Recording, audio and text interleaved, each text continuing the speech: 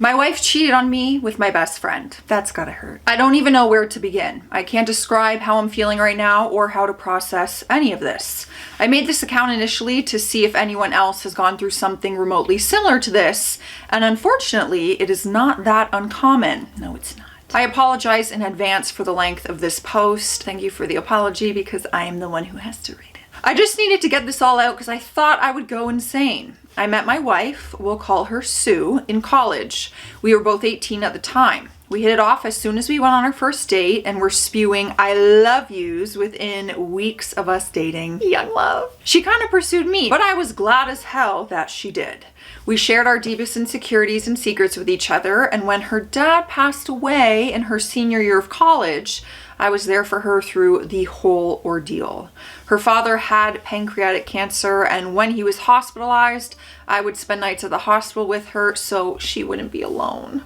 We got through it, and that point in time, it strengthened our bond. She told me she didn't know what she would have done if I hadn't been there for her. She called me her soulmate. Because we know what's about to happen, it makes it that much more sad. I knew I was going to marry this girl, and sure enough, I popped the question about 2 years after we graduated. Why am I reading it so happy? Girl, this is not a happy ending. At that point in time, life couldn't get any better for me. I married the girl of my dreams, had a well-paying job immediately after graduating, and both families loved us. My best friend, we'll call him Dave, and I had what I could only describe as an unbreakable brotherly bond. Or so I thought. We had known each other since 3rd grade, and he was the brother I never had. Oh my God, I'm already so angry. He was also married and moved away with his wife because she had landed a lucrative job at a big law firm. About a year ago, his wife, oh my gosh, passed away in a car crash. No, I'm not happy with Dave's decision, but this truly, I feel for Dave. I feel so strongly for Dave. And this broke him. He moved back to our hometown after, but he was never the same. I tried to be there for him, but he wouldn't engage with anyone. I can't imagine, so I understand Dave. No one understood the pain that he was going through, so I asked my wife if she could talk to him, seeing as she had also lost a loved one and that maybe Dave could relate better with someone who went through something similar. Yes, I know now that this was a huge mistake. Well, not a mistake. You were trying to do the right thing. You didn't know what it was going to lead to. We'd pay him visits daily. She would spend hours on end at his place, even without me there. They were going on hikes together, watching movies, and not inviting me, grabbing lunch, all things that couples do. Now, obviously, this was far more interaction than I had intended for them to have, and it did make me feel uncomfortable. But Dave was doing much better from it. It's important to say that Dave and Sue never liked each other before all of this happened. This is because Sue always thought that he was I don't know if I can say that word, I think so, douche? I guess we'll find out if I get flagged or not. I think you can. Isn't that like a toilet? I don't know why I'm Googling this, but I feel like I should. A shower of water! I can say it on YouTube. Before he married his wife, Dave was bouncing from relationship to relationship, and even after he got with his deceased wife, he constantly cheated on her. As a result, Sue had a particular dislike for him and always questioned how I could be friends with someone with such low morals. The irony of that statement. This disdain for Dave is also what made me oblivious to what was to come. As I mentioned, Sue and Dave became inseparable, to the point where she would invite him to things that I had planned for us as a couple. Moreover, she started portraying characteristics of what I now know to be classic cheater behavior. Always on her phone, becoming increasingly distant, little to no intimacy, and coming home very late. At this point, it was all just too suspicious, and one day she was texting and I asked who she was talking to. She said it was one of her girlfriends, and when I asked to see what they were saying, she became very irritated and called me possessive. When I talked to Dave about how uncomfortable their friendship was making me, he assured me nothing was up and even accused me of not trusting him and my own wife. I was getting gaslit. Yes, you were. This continued until one day Sue went out again. She said she was going to her sister's for the weekend because she needed some space from me because I was driving her crazy with my Accusations? You mean my facts? I was still very suspicious and called her sister to confirm if she was indeed expecting Sue to visit. She confirmed that she was, but that Sue had not yet arrived. Mind you, she left around 3 p.m. and her sister's place is about 4 hours away from where we live. It was now 10 p.m. Something in the back of my head told me to go to my friend's house, so I did. Sure enough, my wife's car is parked a couple of feet away from my friend's house. At this point, it was clear as day as to what was going on, and I hate to admit it, but I cried. Hard. You don't have to hate to admit that. I would cry hard.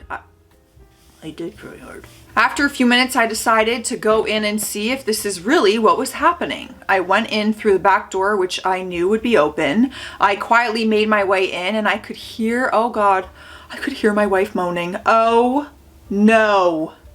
I was shaking. Leave the house. Leave the house. Leave.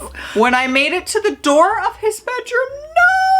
Why would you go look? I could see through the creek. My wife was bent over on his nightstand. I would be arrested for the murder of 2. I'll never get that image out of my head. I'm literally crying as I write this down. I pushed the door wide open and they both froze, staring at me. I guess it's a good idea you went to the door because now they have no way of denying it. It took every ounce of my being not to beat the living hell out of Dave. I just walked away and got in my car. You did the right thing. Don't listen to me. I could hear them scrambling and my wife started screaming at me to stop and that she could explain. Okay. Ma'am. When one person loves the other and they want to be... Like, what are you going to give us the Burt's... What is it? Something in the bees? I'm thinking of Burt's Bees chapstick. The talk. Like, are you going to give us the sex talk right now?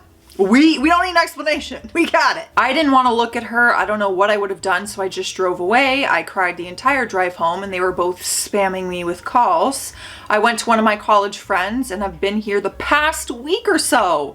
I can't eat, I can't sleep, I can't think of anything else. I informed my work of what was going on, and they were kind enough to give me time off. I've been getting calls from both Dave and Sue, as well as both our families. I let my family know I was all right and would be back soon, but I haven't responded to anyone else ever since. This hurts so bad. No, I don't want to be alive. No, there is so much good left in life for you to live. I promise. I'm trying to be strong, but my resolve is wavering. How can someone you love so selfishly do this? I don't know what to do. How do I deal with this? Please help me. I really hope there's a happier ending by the end of this. Like, on his behalf. I hope there's healing. Before we get into the first update, though, we need a sip of water. We should all be drinking tea because this tea is piping, burning the roof of your mouth hot. You're welcome. Cheers. Listen to my squeaky ass chair.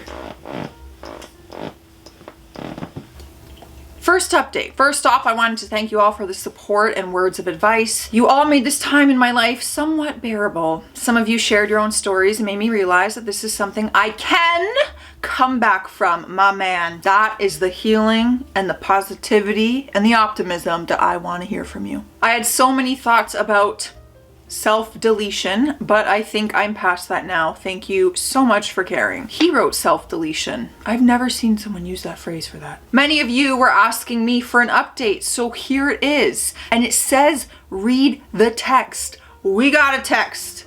Who's it from? Sue or Dave? Oh, well, I see I love you at the bottom of it, so I think it's gonna be Sue. All right, let's read this. I know you need your space right now, and I'm the last person you wanted to talk to, but I can't help myself. I feel like I'm going insane. Do you? You looked pretty cozy bent over the nightstand. I never meant for any of this to happen. You were the last person I ever wanted to hurt. And knowing the amount of pain and suffering I've caused you is a new kind of hell for me. It hurts, but I know you're hurting more. My relationship with Dave started out innocent. I never had any intentions of it going anywhere near as far as it did. It just happened. I'm not gonna lie to you and say this was the first time it happened. We have had sex several times, as I'm sure you already know. You always knew you're a very smart man, and that's, where's this going? You're a very smart man, and that's one of the many things I adore about you. However, my relationship with Dave only turned physical about a week before you found out. A week before, so in that week there was more than one time? I feel better. The rest of the time it was only emotional. We connected on a much deeper level than I had intended, and things just escalated from there. I know you brought us closer with all of the right intentions. You are the most caring person I've ever known, and I don't even know where to begin describing how sorry I am for what I did to you. I will never forget the hurt I saw in your eyes when you found out, and I'm going to live with that guilt for the rest of my life. I have feelings for Dave, I won't deny, but those feelings are nowhere near as strong as the feelings I have for you. Lucky me. I love you so much. You are my soulmate, my everything. I know my actions would say otherwise. Yeah. But it's the truth. Don't ever question my love for you. It's real. I think I have a right to question your love for me. But okay. That part of our relationship has always been real. I don't know why I did it. I think it was the excitement of something new and the taboo of the whole situation, as cold as it sounds. I'm not trying to hurt you when I say it. I'm just trying to be honest. I genuinely don't know why I would do something like this to you of all people. I'm a vile, selfish person, that I can't deny. I did something unforgivable, and I can only ask for forgiveness. That's how selfish I am. I'm a hypocrite, and I know it. You have every right to hate me, and no one can blame you for it, but I wanted to let you know that what I did had nothing to do with you. It wasn't your fault at all. Chris and I took advantage of your kindness, and for that I am sorry. I really am. He is too. There are so many things I want to say to you, but they have to be said in person. Take as much time as you want, but please, I'm begging you, give me a chance to make this right. Please come home.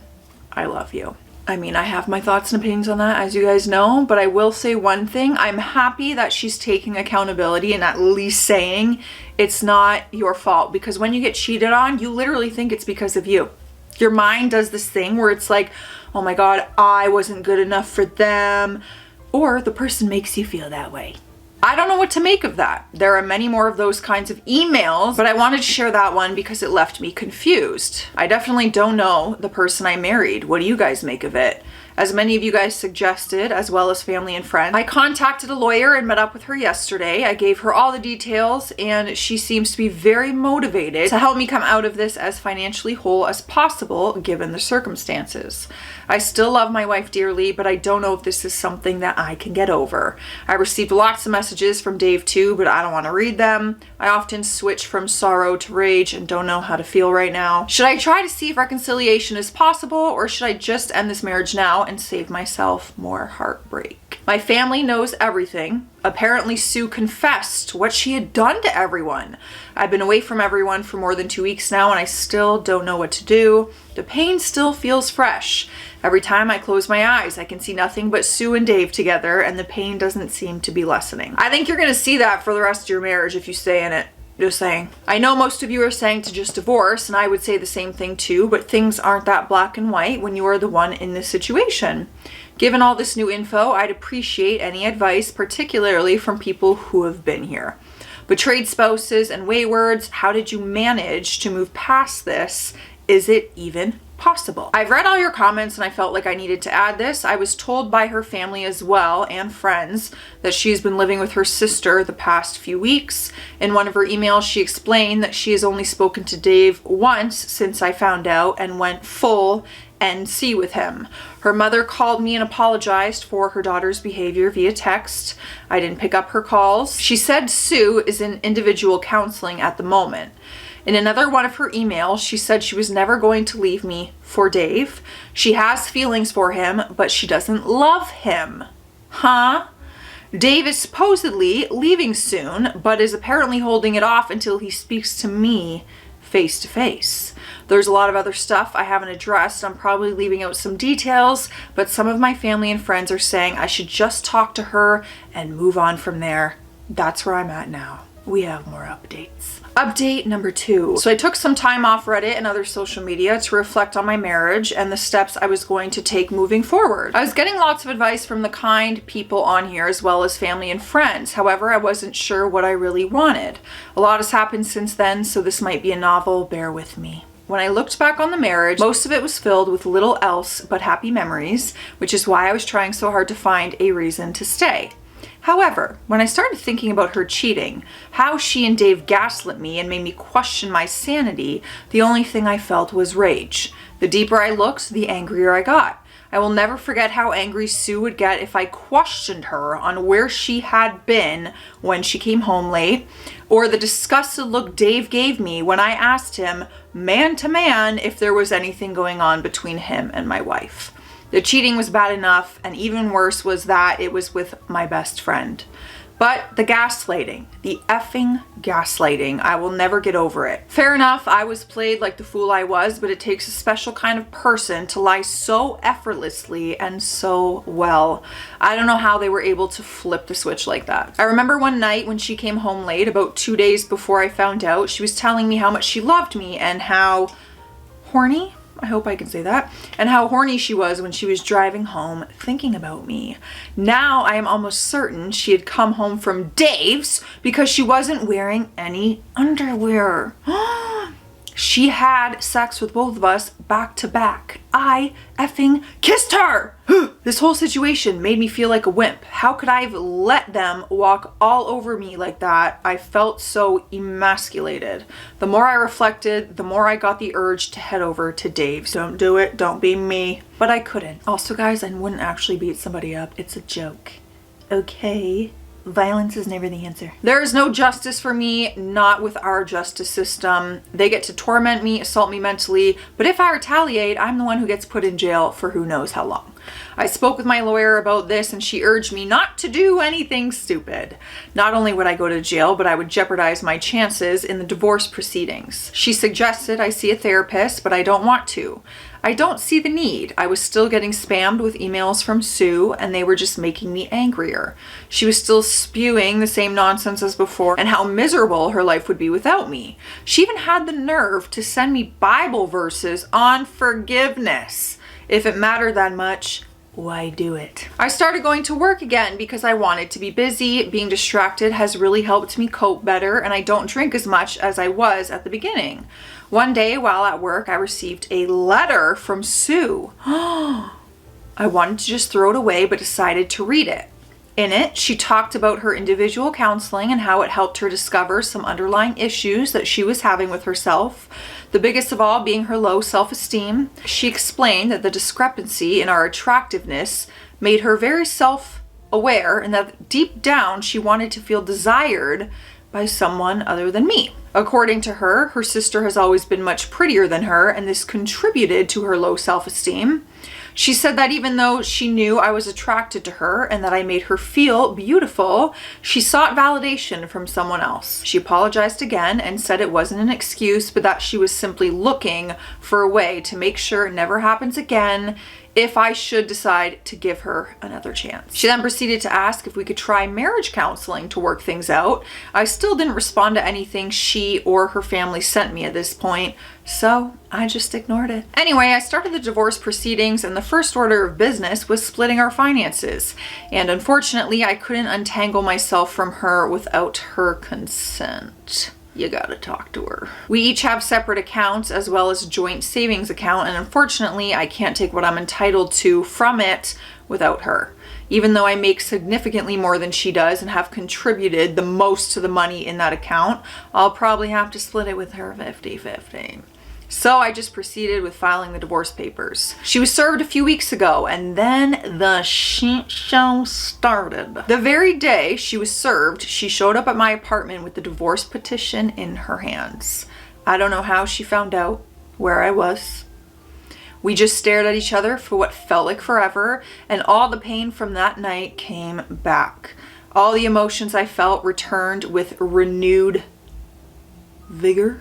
Please use smaller words for my channel with me in mind, please. Words are hard for me, okay? I almost teared up again, but I didn't. She looked like she had been crying and she rushed towards me and tried to give me a hug. I gently pushed her away, and this somehow made her hysterical. She started shouting, asking why I was giving up on us so easily and if we could talk it out. At this point, I figured I just wanted to get away from her. Looking at her gave me a wave of different emotions, so I wanted to get away before I did or said anything that I would regret.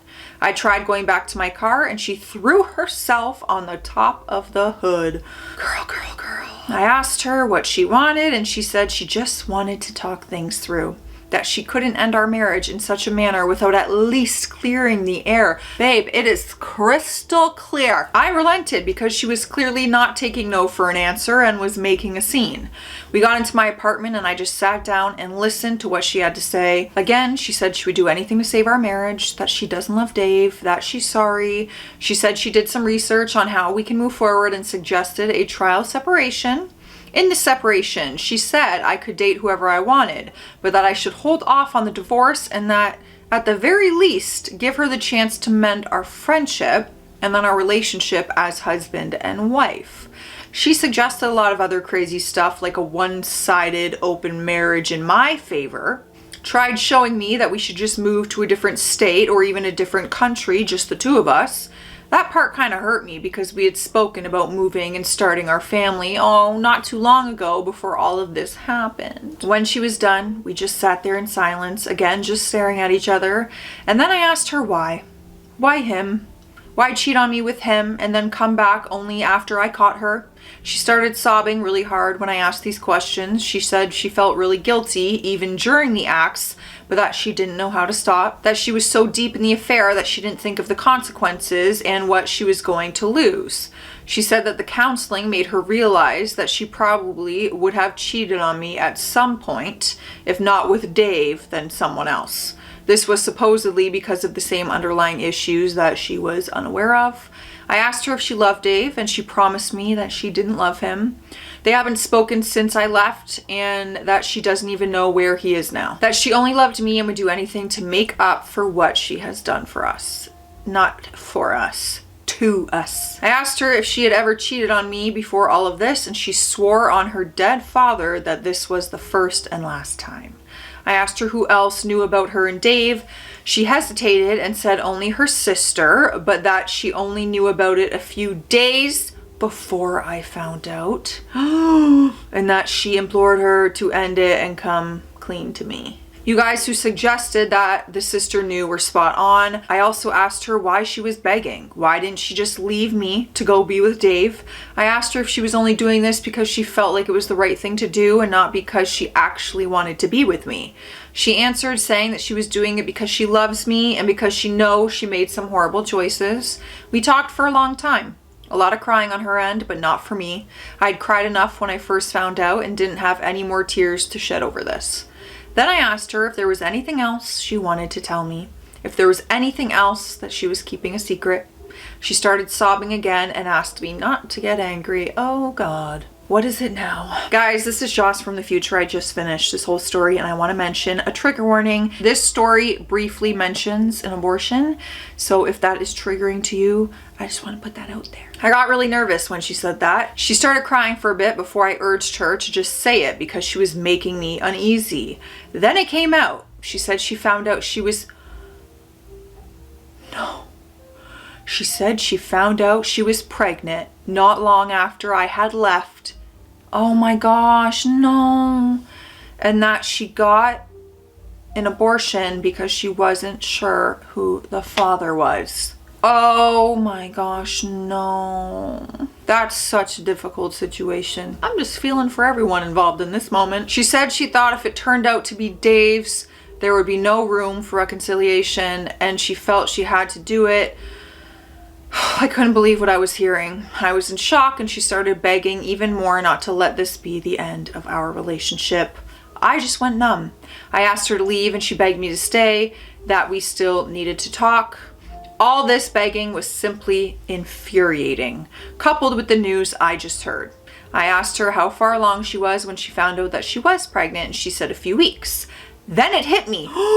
It hit me. She said 1 week. She said 1 week. Wait, you said in an email that you only started having sex with Dave about a week before I found out. Was that a lie? She nodded. She effing nodded. She explained that she only said that because she didn't want to hurt me with the details and was trying to minimize it. Girl, it all hurts. She confessed that it was physical for less than a month. How do you trust that at this point? She tried to console me, but I pushed her away. I asked her to leave and to never come back. She tried saying something, but I just started yelling at her to leave. She asked if we could talk again once I've processed everything, and I refused.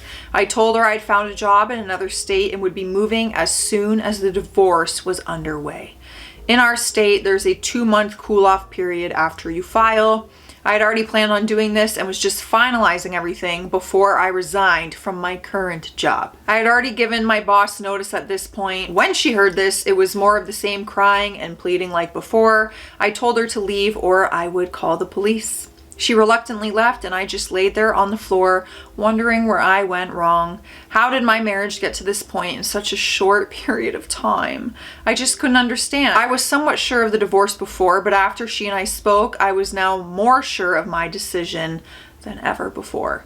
I ignored all efforts on Sue's end for contact again. However, a few days ago, this was on a Thursday, I received a phone call from my mom that Sue was in the hospital. Apparently. No! Apparently she was hospitalized for a substance overdose. I don't agree with her decisions by any means, but no, that's devastating. I don't wish that upon anybody. That's awful. This all felt like a nightmare. I still don't know how to process all of this. Why is all of this happening? I visited Sue in the hospital and she seemed to be okay, but she was checked into a psych ward. That's where things are at now. I still have no idea why she would do this. And at the time I visited her, she was asleep. It hurts because I still love her, and right now I'm just happy she's okay. I haven't been thinking of the divorce given what's going on right now. How do I even proceed? There's probably a lot of important details I'm leaving out, but adding them will just make this unbearably long. I just need suggestions on what I should do next. We have the final update. My life is a disaster. I was hoping my last update would be my last post relating to this matter, but here I am again. It's been about 8 months since my life turned into this crap show. And unfortunately for me, things just keep getting worse. Dude, guys, don't you guys just want to give him a hug? I'm not going to go into detail, but I hope I can give enough to get some constructive feedback from you on here. You've been far more helpful than you know. The last time I posted, Sue was in pretty bad mental state, and fortunately, she got better after some therapy. Sue, I am happy to hear that, truly. That's okay, we can learn from our mistakes and we can get some help. I felt really bad for her, but I knew I couldn't stay. I know a lot of people have made it through this kind of stuff, but I know myself. Had I stayed, I'd only be doing myself and her more harm than good. I'll never get over it and will probably harbor some resentment even a couple years from now. We agreed to divorce, but she wanted us to remain in contact, even if it was just minimal. The divorce process was very smooth, and we got divorced about a month ago. I moved to the West Coast to start anew, and things were finally starting to look good for me. But then I got a phone call about Sue again from her sister, and long story short, Sue suffered from a stroke. She's almost completely immobile on the left side of her body and can barely speak. I can't even put into words how effing devastating that was to hear, let alone how crushed I felt when I went to visit her. Oh, I might cry. Oh my God, it's triggering me because Matt's mom passed from a stroke, so this is just triggering me. We're gonna get through it. It's gonna be fine. She looked nothing like the person I knew, and she'd always cry when she saw me. This is so sad. I didn't want this for anyone in this story. They made a horrible choice. But this is devastating. One of the worst parts about all this is I can't help but feel like it's my fault that this happened to her. People tell me it isn't, but I feel like it is. Even though her closest family says it's not my fault, I can sense some hostility from them whenever I speak to them. Her aunt cussed me out in front of everyone when she saw me, and they were all silent. They just asked me to leave it alone and get on with my life. As much as I wish I could just move on, it still hurts knowing how all of this turned out. I haven't spoken to Sue since she got the stroke, and her family won't let me see her because apparently I cause her stress. I don't even know the full details because I don't have the right to know now. I just can't seem to catch a break. F me, I guess. Wow. This was so much more than just a cheating story. This was so devastating. There are some people out there who feel and have forgiven someone who cheated and stayed with them, and they say they worked it out. And so when I say like, oh, that's my opinion, I could not do that. I could not get over someone cheating on me. Had I stayed, I would hold resentment. I would never be able to get that out of my head. For me personally, let me know your thoughts on it. To each their own. We're all allowed different opinions. But I might cry because that was a lot of sadness in the video. And I don't wish that upon these people just because they made a bad decision. It makes me very sad for everyone. Oh God, please update us and tell us that Sue is okay. Stay classy out there, stay sassy, and I'll see you tomorrow.